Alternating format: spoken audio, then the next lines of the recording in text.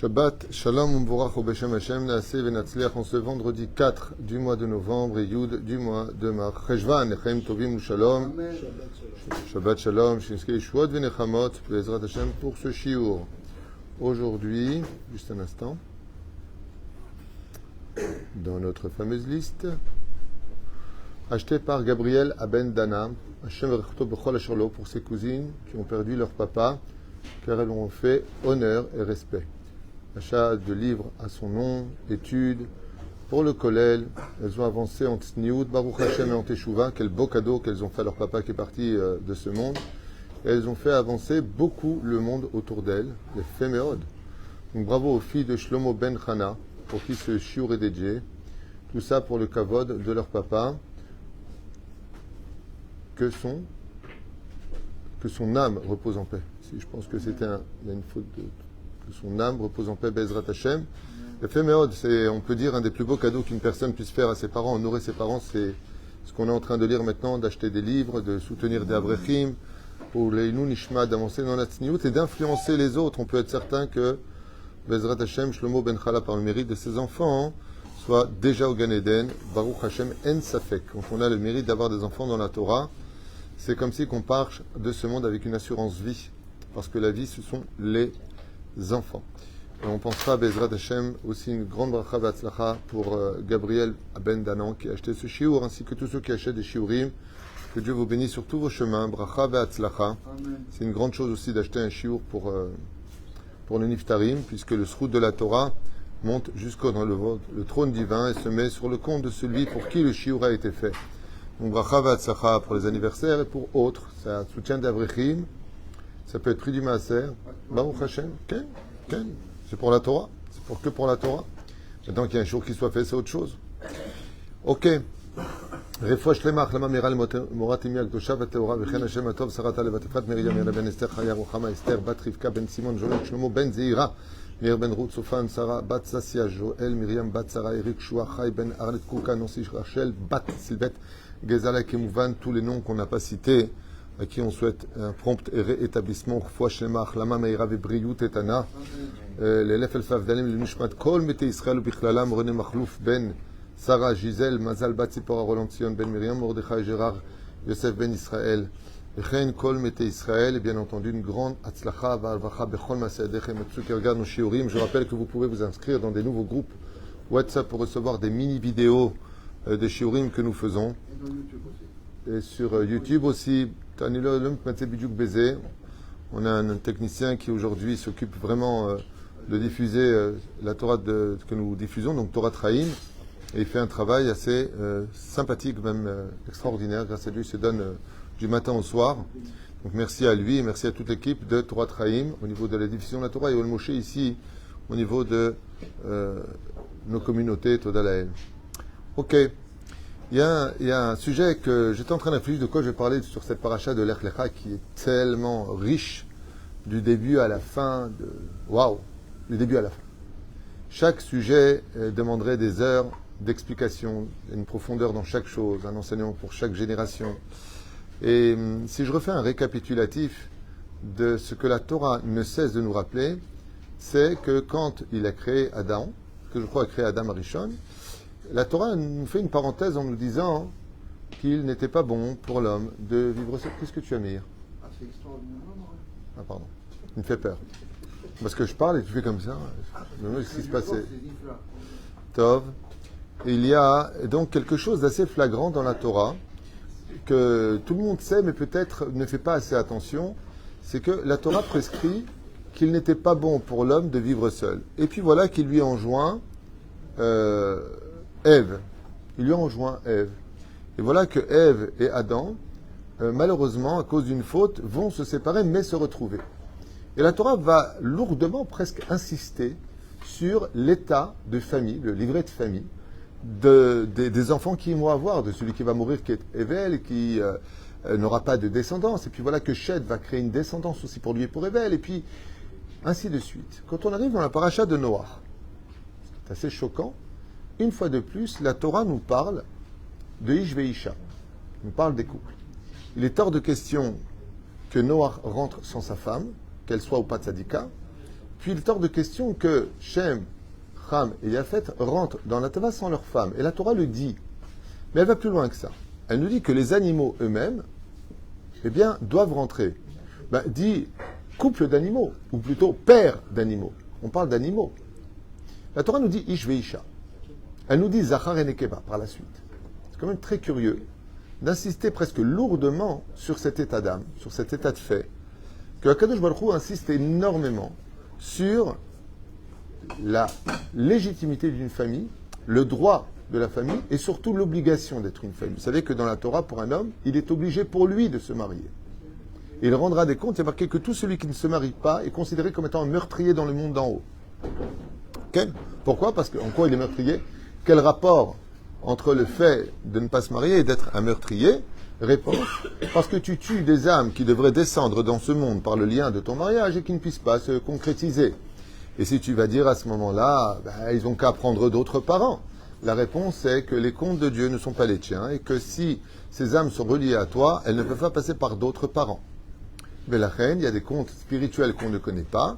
Et comme on l'a vu dans l'histoire, justement, une fois de plus, qu'on continuera à voir non-stop dans la Torah, avec Yehuda, avec Shula, avec Yehuda et Tamar, avec Yosef et Osnat, on le voit constamment combien la Torah insiste sur le fait qu'il n'existe pas de judaïsme si ta femme n'est pas à côté de toi.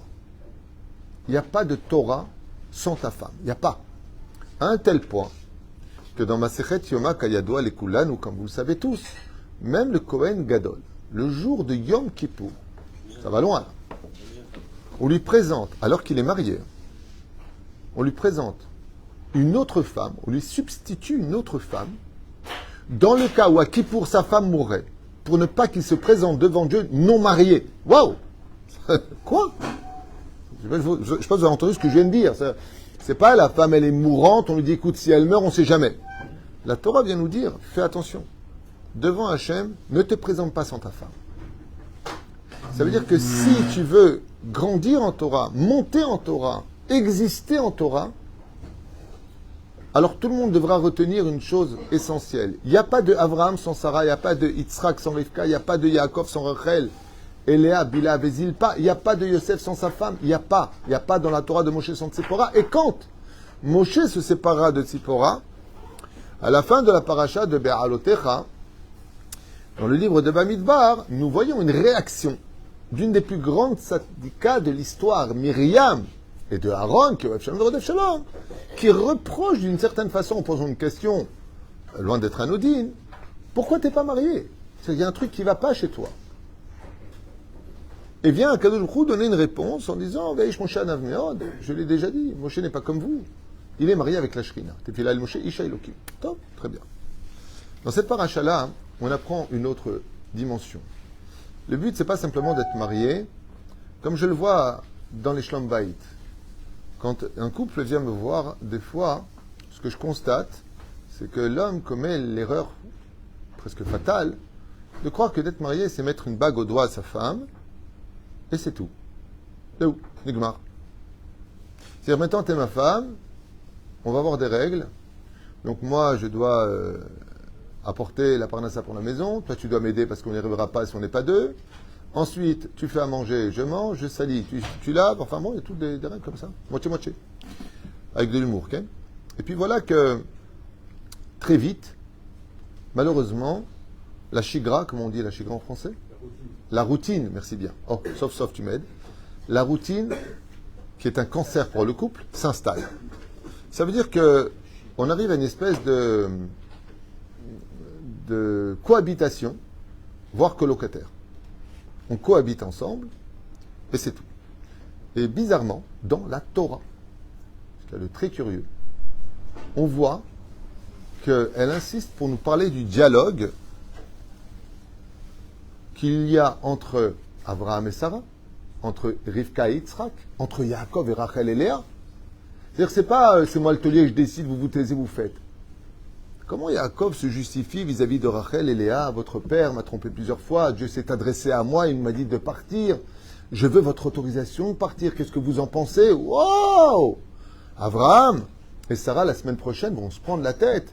renvoie Ishmaël. Non, je n'ai pas envie de la renvoyer. Dieu se mêle en disant, écoute la voix de Sarah. Il y a du dialogue. La Torah nous rappelle qu'il y a du dialogue. Que le Ikar dans le couple, c'est le dialogue.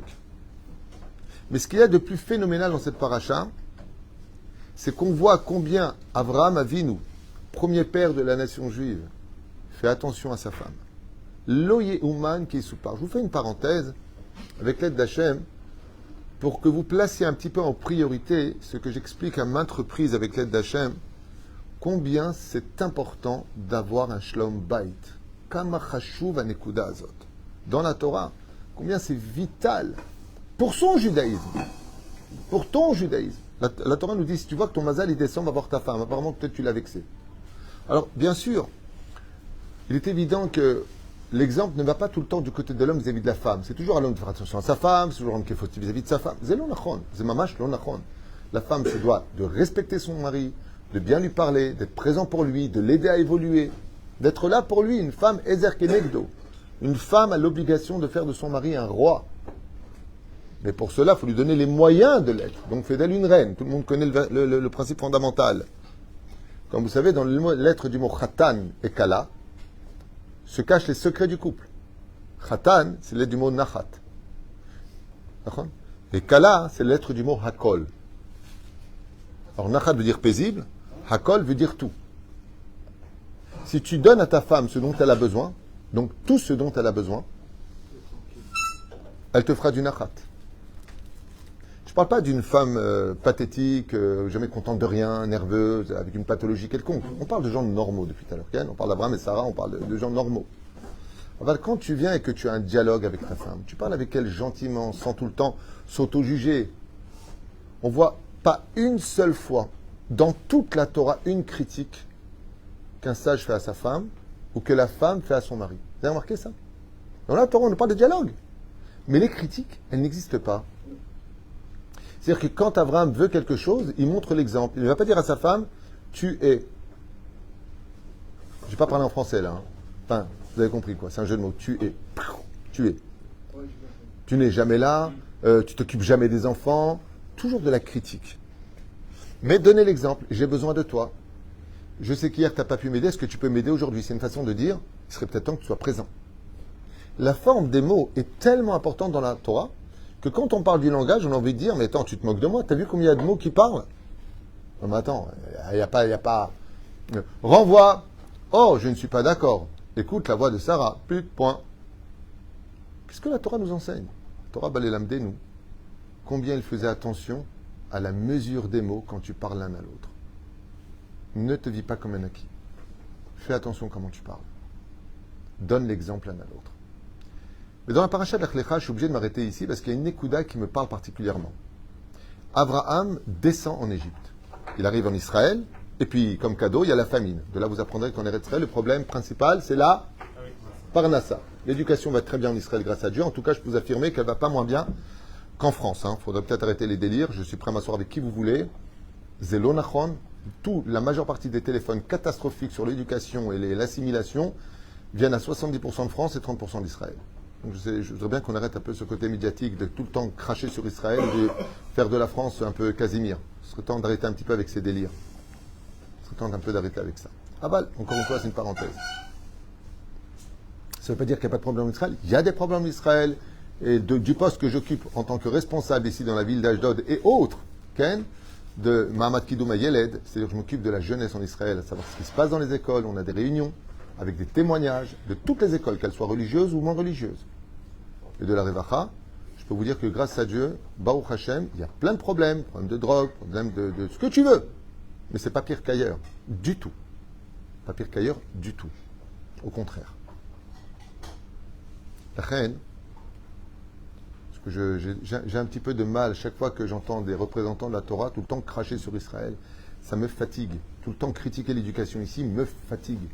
Grâce à Dieu, la jeunesse passe des moments difficiles. Je rappelle qu'Israël est un pays sous tension, qu'enfin on va avoir une même chala depuis plus de 2 ans et demi ou 3 ans qu'on galère, que les sirènes sonnent, que les difficultés sont énormes. Donc c'est normal qu'il y ait des court-circuits au niveau de l'éducation.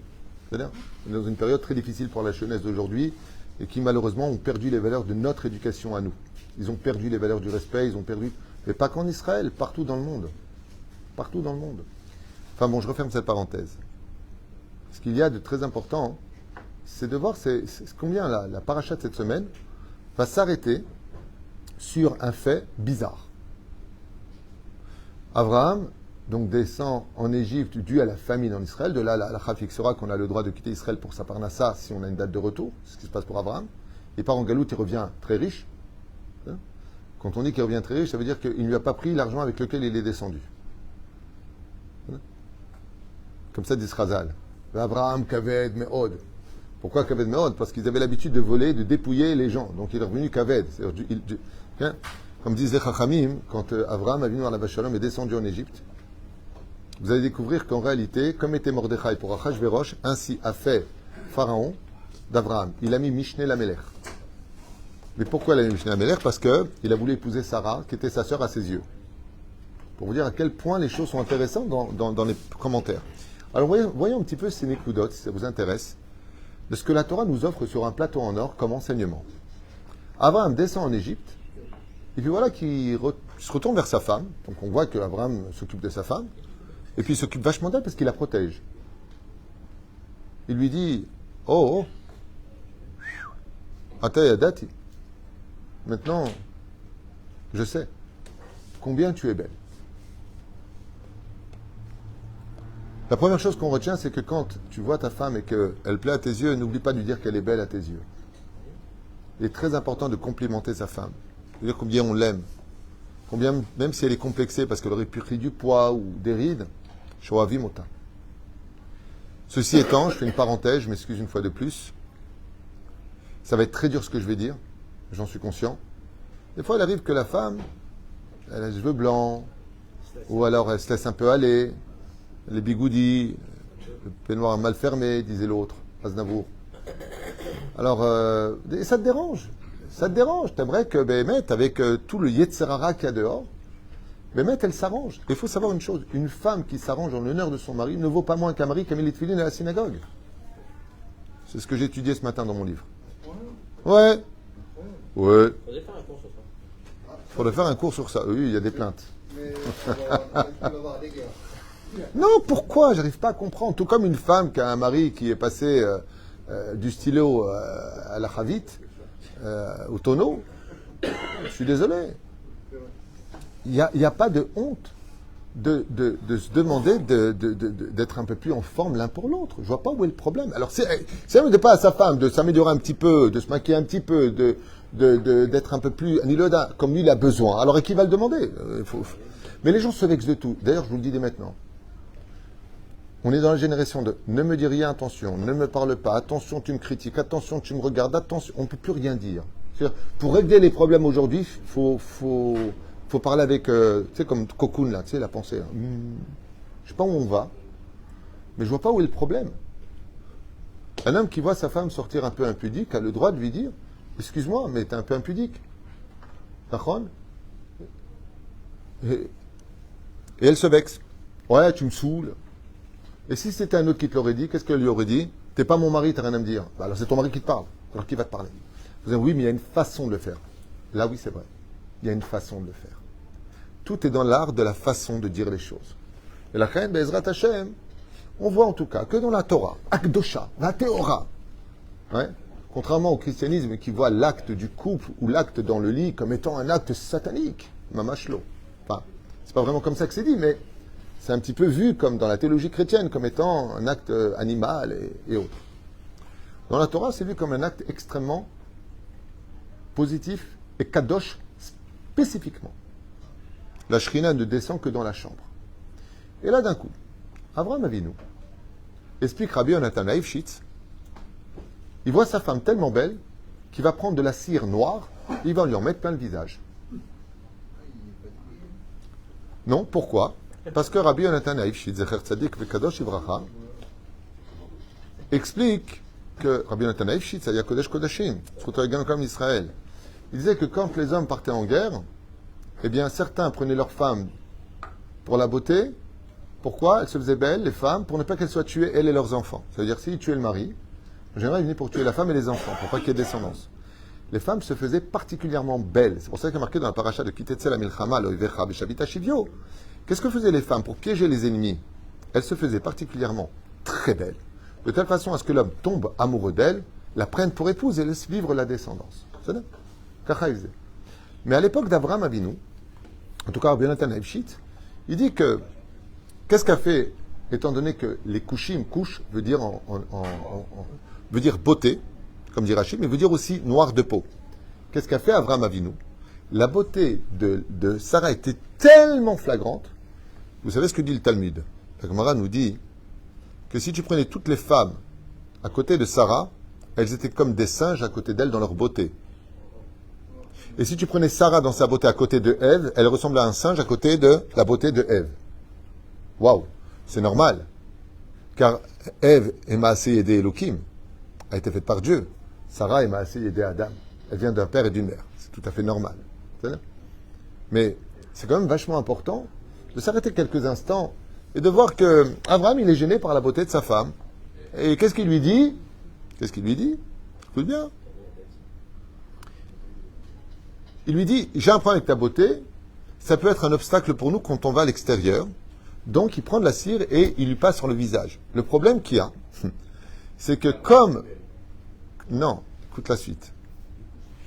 C'est que comme Sarah a des traits d'une beauté sans pareil, même avec la cire, dit Rabbi Yonatan Eibshit, c'est là, qu'est-ce que tu veux que je fasse?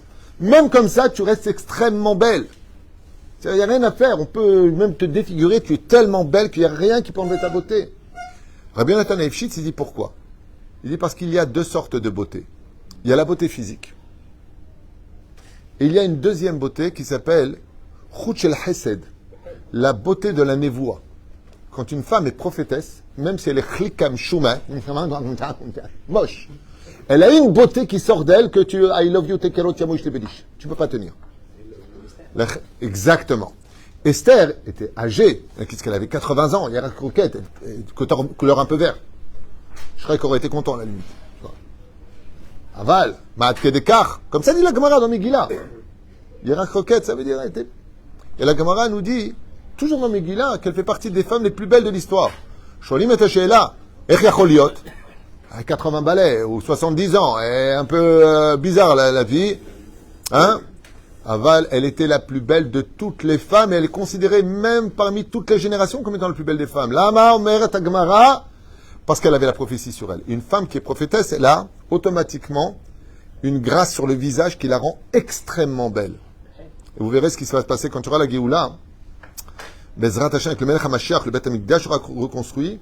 La prophétie reviendra sur tout le peuple d'Israël. Il y aura une beauté en Israël qui feront presque du peuple d'Israël des beaux gosses, on est déjà, mais des petits dieux. Aux yeux des nations du monde, c'est mazé. Quand l'âme Israël Kedosh, d'ailleurs, un des signes de la venue du Mashiach, c'est que nos enfants deviendront de plus en plus beaux. Et la vérité, partout où tu vois des enfants d'une beauté en Israël, et même dans le monde entier, à émettre. Tu vois.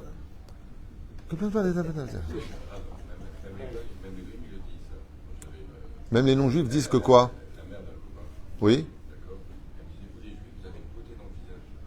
Nachon. Les juifs sont très beaux, sauf quand ils s'énervent. Ils deviennent moches. C'est pour ça qu'un juif doit toujours rester serein et agréable. C'est-à-dire, il faut savoir une chose, c'est que la neshama d'un juif, quoi qu'il fasse de son corps, est d'une rare beauté. On peut tomber sur des gens très très beaux d'apparence dont la neshama est Hashem Ishmor, est extrêmement laide. Et puis c'est pour ça que Rabbi Hanan Mendoza nous dit Al tisakel bakankan et la bema sheyeshbo. Ne regarde jamais l'extérieur d'une personne, regarde surtout l'intérieur d'une personne. Mais dans la nouvelle génération, on nous a appris qu'à n'observer que l'extérieur, pas l'intérieur. On ne regarde aujourd'hui qu'à un tel point qu'avant, quand tu faisais un chidour, les gens ne demandaient pas la photo, ils allaient, c'est-à-dire connaissance, voir les midotes. Aujourd'hui, envoie la photo. Pas du tout. Attends, peut-être que tu la connais pas, peut-être. Surtout que les photos ne servent à rien, c'est des filtres. C'est-à-dire, la femme ou un homme qui a une tête comme ça, tu le rends comme ça. Ça sert à rien ton truc. Hein? C'est dommage qu'on tombe amoureux des formes et pas des midotes d'une personne. C'est dommage. Alors justement, Avraham Avinu alav shalom, on voit que c'est exactement ça le but du cours, c'est que la Torah nous parle, et elle insiste un petit peu, je dirais presque lourdement à nos yeux, quoi. La beauté de Ève, qu'elle avait une natte, dit le Zohar HaKadosh. Le Zohar HaKadosh nous parle de la natte de Ève. Oh là là, elle avait une natte. Sarah était extrêmement belle. Rivka, il y a marqué Ve'anahara, et la jeune fille était extrêmement belle. Mais pourquoi t'insistes lourdement? Rachel était très belle. Léa, Rakot dit la Gemara Naot. La Gemara nous dit celui qui a de beaux yeux, Naot veut dire qu'elle avait des yeux extrêmement beaux, Léa. Dans le livre Orachama, les Rishonim ils disent que la beauté de Léa dépassait de très loin celle de Rachel. C'est marqué comme ça là-bas. C'est-à-dire que Léa était encore beaucoup plus belle que Rachel. C'est marqué comme ça là-bas. Mais Folomdim, il y a marqué dans la Gemara, une femme qui a de beaux yeux, il n'y a pas besoin d'envoyer regarder comment elle est faite physiquement. Parce que toute la beauté d'une femme, c'est essentiellement ses yeux. Même Jean Gabin le savait. Tu as de beaux yeux, tu sais. C'est Pérouche d'abord. Et la reine, pourquoi la Torah insiste?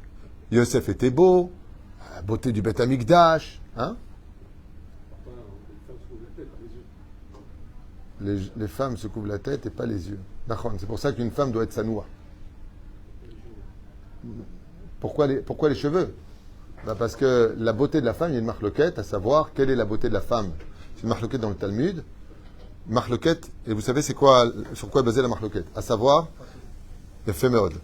Est-ce que la beauté de la femme, c'est sa poitrine, ou est-ce que c'est ses cheveux? C'est marloquette. Maintenant, quand on parle des beaux yeux d'une femme, parce que les yeux sont au centre du visage. Mais la reine, gamme une femme, Bezrat Hashem, faut faire attention. Les yeux, c'est très particulier. Les yeux sont la fenêtre de l'âme.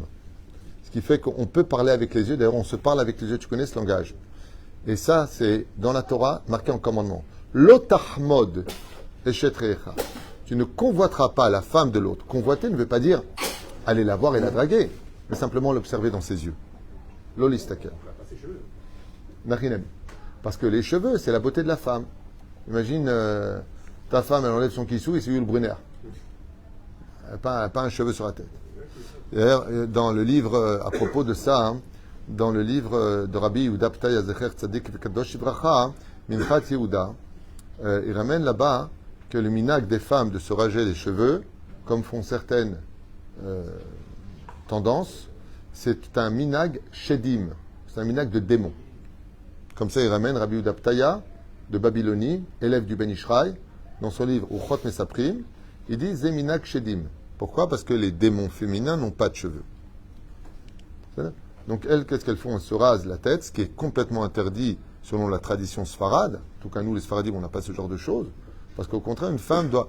Et comme les cheveux représentent l'orgueil, alors elle se rase, comme ça, il n'y a pas de cheveux dehors. À la limite, ça va mettre le kissou si tu n'as plus de cheveux. Enfin bon, c'est un peu spécial le truc. Moi, je n'adhère pas à ça personnellement. Tu couvres quoi? Le crâne? Il n'y a pas d'interdit de voir le crâne. Enfin, non, mais jamais. Aval, top, chacun son minag. En tout cas, eux, c'est comme ça qu'ils vivent. S'ils sont heureux, tant mieux pour eux. Nous, on s'en fiche. Mais ceci étant, Bémet, la femme a une grande importance dans sa beauté. Pourquoi? J'en ai fait un cours cette semaine. Parce que des fois, par la beauté d'une personne, on peut plus faire teshuva qu'un Vartora. C'est-à-dire que quand tu vois une femme qui se maintient et un homme qui se maintient, j'avais donné l'exemple du Rav Yosef Sitruk, l'exemple du Rav Mordechai Eliyahu, tous les Gdolim, le Rav Shlomo Amar.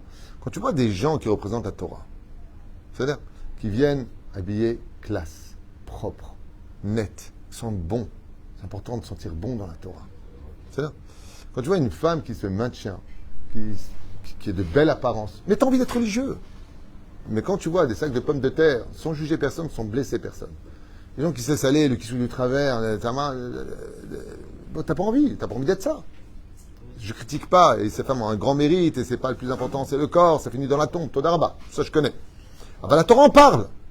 La Torah en parle. La Torah, quand les anges, ils arrivent la semaine prochaine voir Ayesh Techasara, Baoel, par ce mérite-là, qu'elle était pudique, de sa beauté, alors elle aura un enfant qui s'appellera Yitzhak qui va créer le peuple d'Israël. Oh, ça passe par le biais de quoi? Mishum Shaetat Tzniut Zarta le Ben Zachar. Parce qu'elle était pudique. Jusqu'où ça va? T'as vu nous Kamash à Torah Medaberet elle la lève. Moi je dis franchement, je suis contre les sujets tabous. J'entends à droite et à gauche des gens qui demandent des questions et les rabbinimes qui refusent de répondre. Certains, pas tous. Moi, je dis que, ma pitom, la Torah a des réponses à tout et on ne peut pas rester avec un problème non réglé. Moi, j'ai des questions ouvertement. Rav, tu sais ce qu'on a le droit de faire ça? Il y a des réponses. Je crois la roue, il croit shoot, ma. Désolé, ça me paraît tout sans tout. Maz. Les gens ont besoin de savoir. Moi, si une seule femme ou un seul homme maintenant commence un régime ou fait quelque chose pour plaire à son mari, j'ai gagné, mamash, un zikouya rabbi matsu. C'est une mitzvah de faire attention, de plaire à l'autre. Pas de plaire au voisin, à son mari, à sa femme. Quand je dis une femme pour son mari, c'est aussi un mari pour une femme. Arrange-toi un petit peu. Arrange-toi un petit peu. Fais attention. C'est pas acquis, il y a beaucoup d'essais dehors. Un jour, un homme a dit à sa femme, je te tromperai jamais pour une seule raison. Je lui ai dit laquelle? Il m'a dit, il lui a dit, tu m'as tout donné. Tu fais toujours attention à toi, tu fais attention à moi, tu es toujours présent pour moi. J'aurais honte de te tromper. Bravo. Aujourd'hui, dans les couples, vous savez ce qui se passe? Il y a des femmes qui disent, t'es pas content, on va voir ailleurs. Eh ben, le mec, il va voir ailleurs. Lama dvarim kaele. Alors, je voudrais revenir un petit peu à ce que dit la Torah. Notre Torah, Gdosha. La Torah qui est dans le Sefer Torah juste derrière, à Botaï. Elle nous dit qu'Abraham, il se prend la tête avec Sarah. Et non seulement il est embêté, mais maintenant il lui peint le visage avec de la cire noire, dit Rabbi Yonatan Eifshit. Et il lui dit, mince, t'es encore trop belle. Elle dit, quoi, tu veux pas que je me crabe un œil quand même? Non, c'est bien gentil, mais bon. Qu'est-ce qu'il fait Abraham, je vous en prie?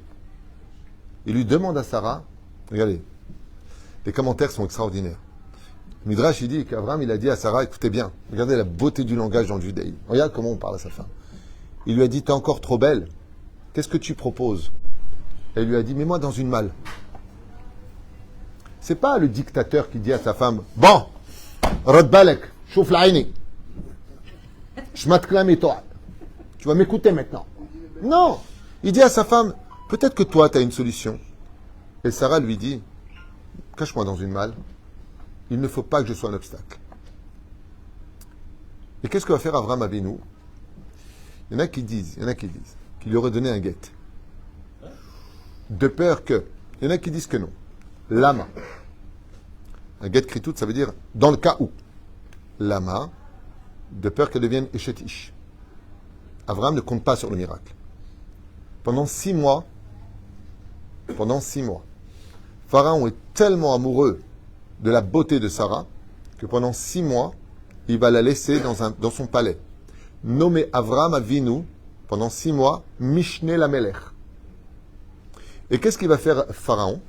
Dans le livre Sod HaChashmal, on l'avait étudié ensemble sur beauté cachée, je crois que ça s'appelle comme ça.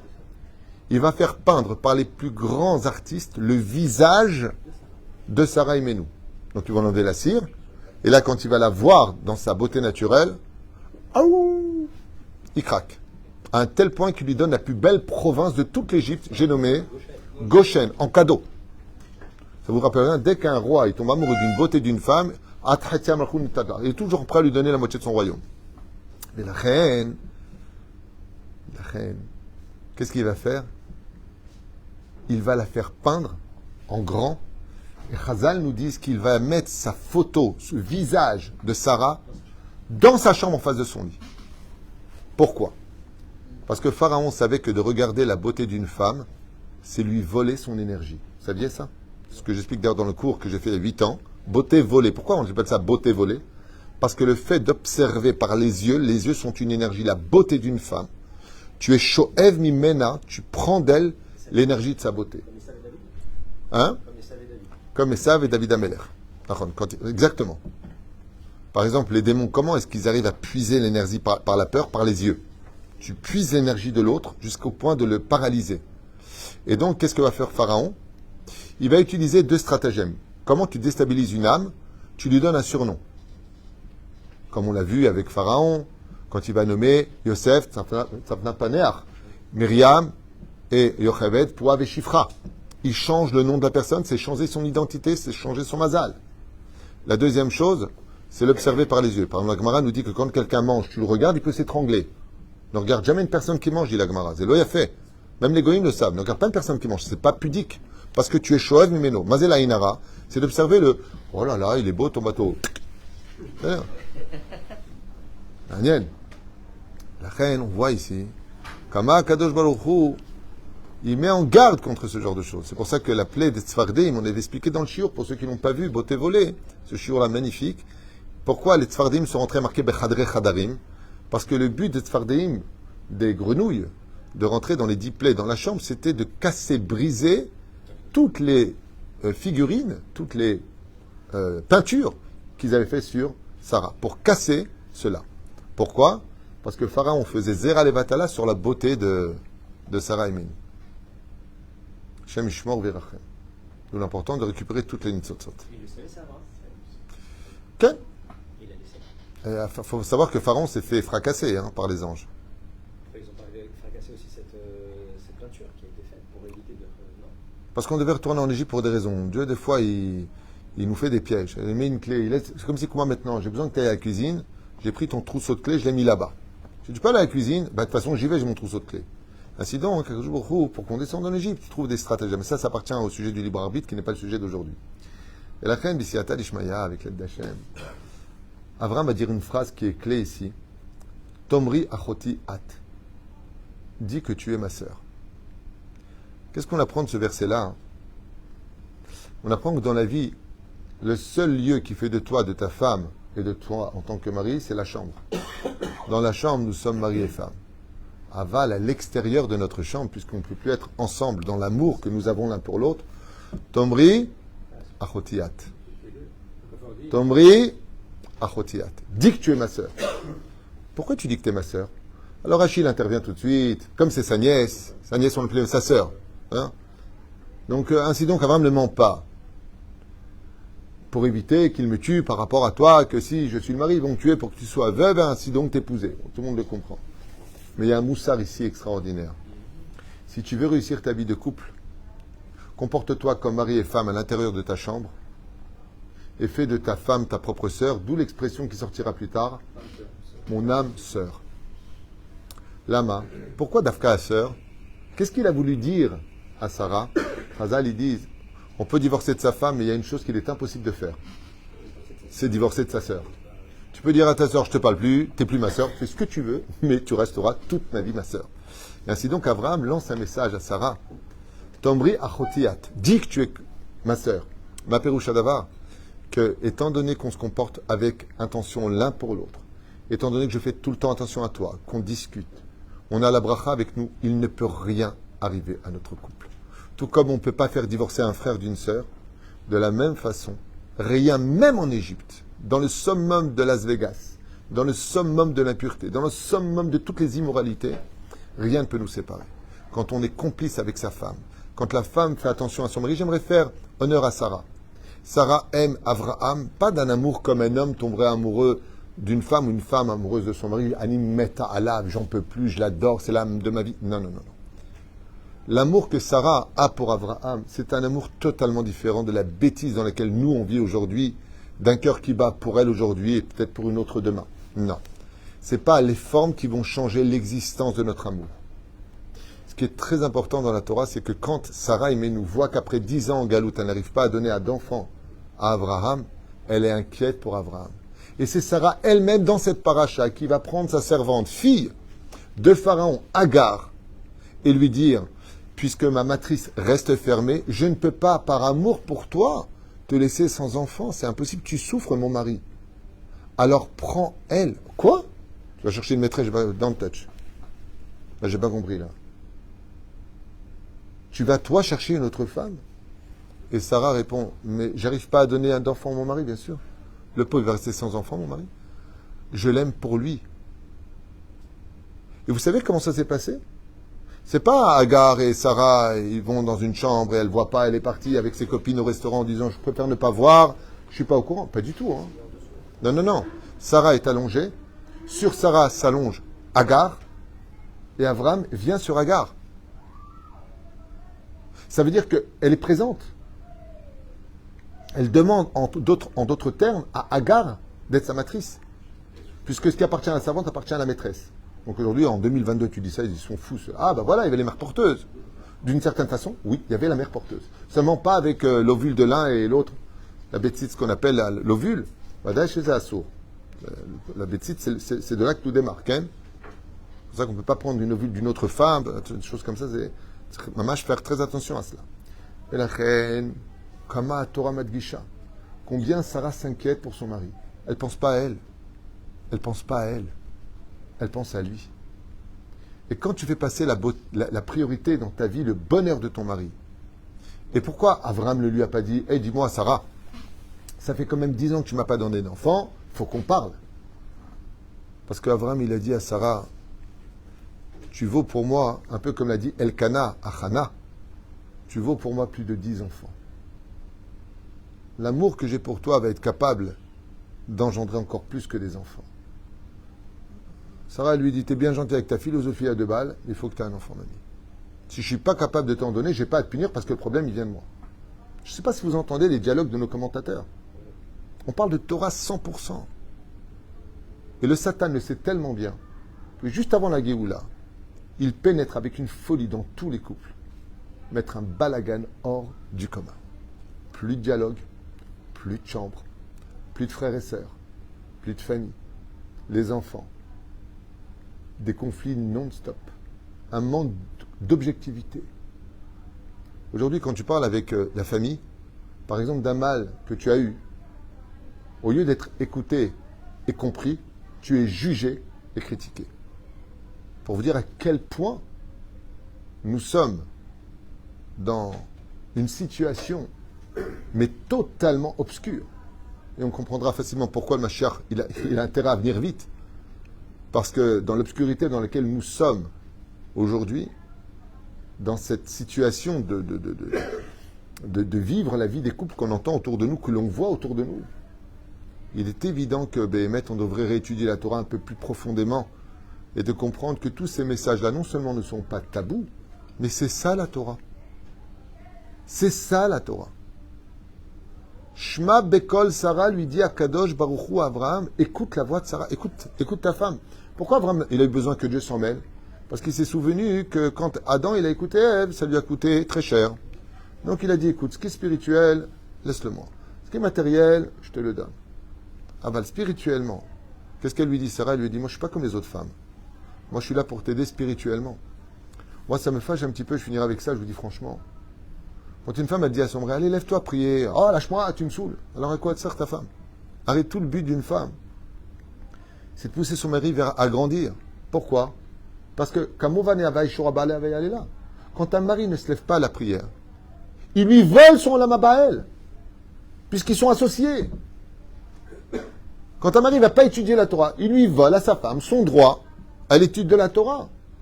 Quand un mari va prier, la femme, pendant ce temps, celle qui s'occupe du reste, va chercher les enfants, ramener les enfants, même si aujourd'hui, grâce à Dieu, beaucoup d'hommes aident leurs femmes. Toda Laël.